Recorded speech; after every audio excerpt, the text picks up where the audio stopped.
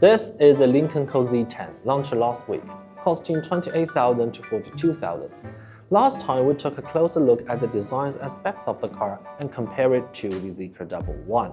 The two mainly differ in design language and space. While the Z10 stood out with its sleek and sporty styling, inside the 111 focused more on practicality and overall performance. And this time, let's see how it really feels on the road. I'm Harris, you're watching my EV. The Lynk Co Z10 offers two drivetrain options, a single-motor rear-wheel drive version and a dual-motor all-wheel drive version. I drove the more powerful one that has a whopping 580 kilowatts under the bonnet, on the chassis, on the axle, whatever.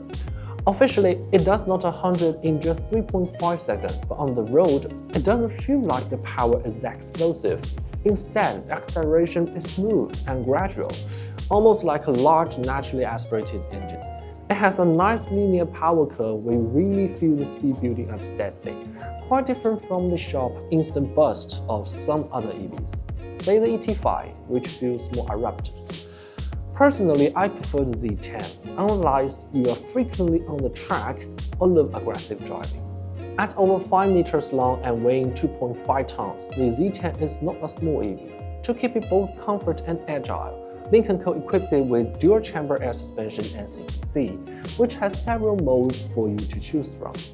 Built on the SEA platform, the Z10 naturally performs quite well. We can see from this incredibly low ground clearance, it leans towards a sporty tuning, which feels even sportier than the 111. But in daily driving, if you choose the comfort mode, the overall experience is still quite relaxing.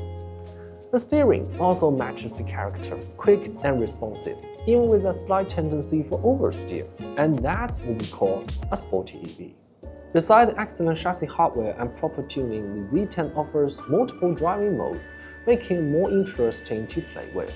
The steering wheel can be independently adjusted, allowing for a customized driving experience, which is a great feature.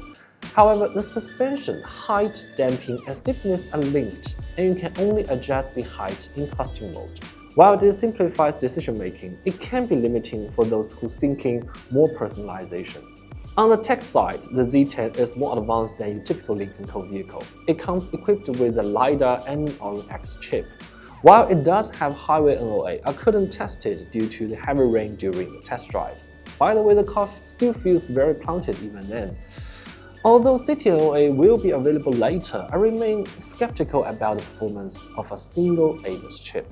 On top of that, the Z10's infotainment system, developed in collaboration with Meizu, is powered by an AMD B2000A chip, which is 1.8 times faster than Snapdragon 895. This could keep the system fast and responsive for the next few years. And if you're curious about this, check out our previous video on the Lynk Co Z10. The features are basically the same. Based on its hardware and overall performance, it's clear that Lynk Co has put a lot of effort into this car. The design and dynamics both have unique selling points, but their strategy for differentiating it from Zeekr seems somewhat flawed, mainly due to the configuration options. For instance, the 800-volt architecture is only available in two trims, while the 400-volt version still uses Zeekr's previous generation 200 kilowatts motor. Moreover, those premium chassis features are exclusive to the top trim. The entire lineup comes with a 95 kWh lithium iron phosphate battery, not the latest battery from Zeekr, or 100 kWh ternary lithium battery from CATL. This doesn't seem to be a limitation of Lynk Co's capabilities. Rather, it appears Geely Group made these choices to deal with the overlap between Lynk Co from Zeekr. This decision has led to some negativity surrounding the Z10, and whether Lynk Co can turn the tide remains to be seen.